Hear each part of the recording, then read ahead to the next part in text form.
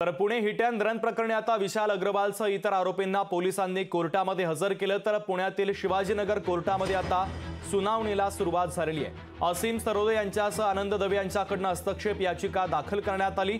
आनंद दवेंनी कोर्टाकडे युक्तिवादाची परवानगी मागितलेली आहे। तर या प्रकरणाच्या संदर्भातली एक ताजे अपडेट आपल्यापर्यंत पोहोचते।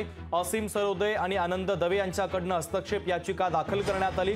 आनंद दवे यांनी कोर्टाकडे युक्तिवादाची परवानगी आता मागितलेली आहे। तर महत्त्वाची सुनावणी सध्या कोर्टामध्ये सुरू आहे। कोर्ट नेमकं काय निकाल देतं या निकालाकडे सर्वांचं लक्ष आहे।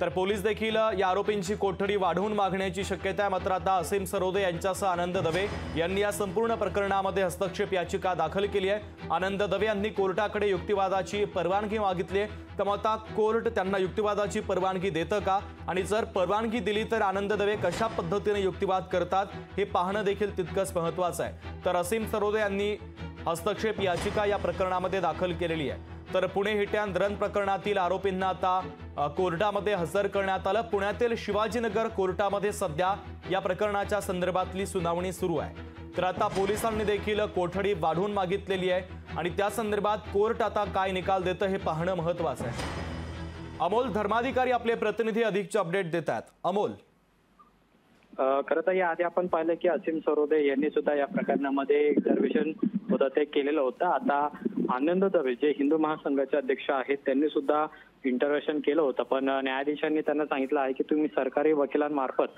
तुमचं जे म्हणणं आहे ते मांडा। खरं तर या संपूर्ण अपघात प्रकरणामध्ये जो अल्पवयीन आरोपी होता त्याच्यासोबत जे इतर त्याचे दोन जे मित्र होते त्यांचा FIR मध्ये का उल्लेख नाही असा सवाल आहे तो आनंद दवे यांनी उपस्थित केला आहे। यासह अनेक प्रश्न आहेत ते त्यांनी यामध्ये उपस्थित केलेले आहेत आणि ही इंटरव्हेन्शन जी होती ती त्यांनी दाखल केलेली होती, पण त्यांना न्यायाधीशांनी सांगितल्यानंतर आता ते सरकारी वकिलांथ्रू ही हस्तक्षेप याचिका जी आहे ती दाखल करतात का हे सुद्धा पाहणं महत्त्वाचं आहे। पण आता कोर्टामध्ये विशाल अग्रवाल यांच्या विरोधातली जी सुनावणी आहे ती सध्या सुरू झालेली आहे आणि यामध्ये जी आनंद दवे यांनी हस्तक्षेप याचिका केलेली होती त्याला मात्र न्यायाधीशांनी पोलीस सरकारी वकिलांकडून हे द्या असं म्हटलेलं आहे।